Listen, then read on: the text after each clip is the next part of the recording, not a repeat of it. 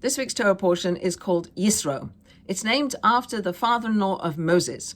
Yitro is a Midianite priest. And after the Jews have been saved by God and they've come through the Red Sea, the Egyptians have been killed, and now the Jews are in the wilderness.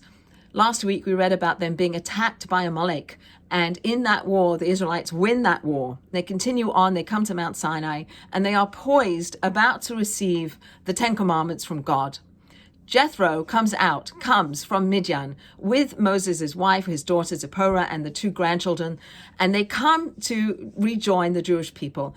And it says that Jethro had heard everything that had happened to the Jewish people. He had heard about the miracles and the plagues, and he'd heard about the sea coming down and killing all the Egyptians. He'd heard about that, and he'd also heard about the miraculous victory of the Israelite nation over the Amalekites. He'd heard about those things, and he comes and he's rejoicing in the good that God had done for the Jewish people.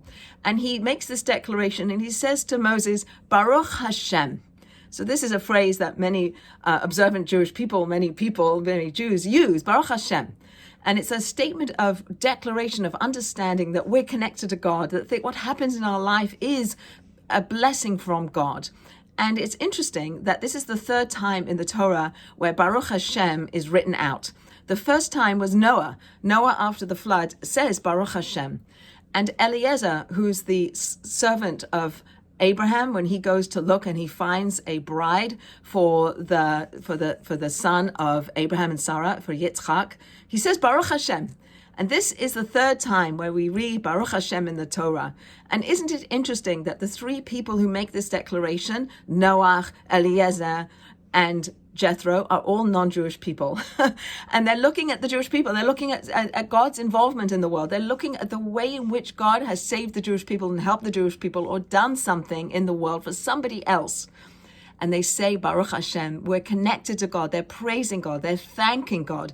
There's an idea that Baruch Hashem, that statement of Baruch Hashem, is akin to this blessing of thanksgiving that we give, the Bechas Agomel, the thanksgiving prayer that we say when we're saved from mortal danger.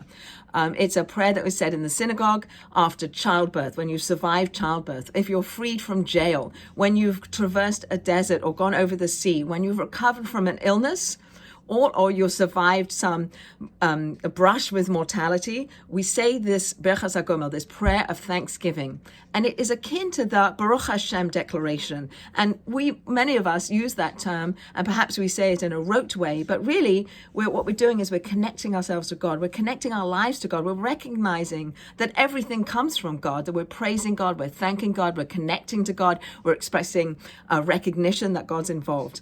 And so I guess the bracha that I would like to bring to all of us is that God should continue to bless us, and we should continue to use this phrase Baruch Hashem in a very mindful way, recognizing that when we say that we really mean it, that we really understand that everything that happens to us, then we can see the goodness in our lives, and we don't need somebody else to say your life is good, that we can see that our life is good and not complain about our life all the time, but see the goodness and declare the Baruch Hashem with full sincerity.